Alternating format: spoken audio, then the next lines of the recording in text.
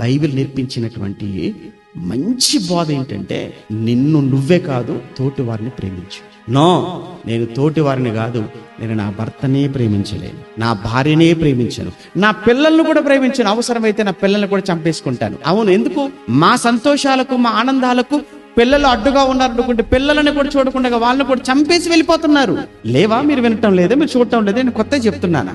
ఇలాంటి సంఘటనలు మన సమాజంలో నిత్యము జరుగుతూ ఉండటం చూస్తుంటే ఎక్కడికి వెళ్ళిపోతున్నాం మనం? అసలే ప్రపంచంలో భారతదేశానికి ఏమన్నా గొప్ప పేరు.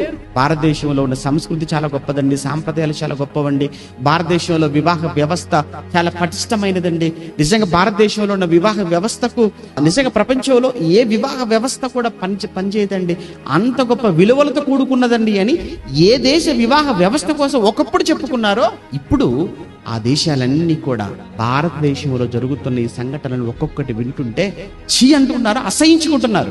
ఎందుకు ఇలా మారిపోయింది? ఇందులో క్రైస్తవ కుటుంబాలు కూడా ఉన్నాయా? ఒకవేళ ఉంటే చాలా తప్పు చేస్తున్నట్లే, చాలా మూల్యం మనం చెల్లించుకోవాల్సి వస్తుంది. దీనంతటికి కారణం, అసలు ఈ విధమైన ప్రవర్తనకు, బిహేవియర్కి కారణం ఒకటే, వాక్యం లేకపోవటం, దేవుణ్ణి వదిలేయటం. దేవుణ్ణి వదిలేస్తే, వాక్యం పక్కన పెడితే మనిషి ఎలా మారిపోతాడు అని అంటే, ఇది క్రూరత్వం, క్రూర స్వభావంలోనికి మనిషి మారిపోతాడు.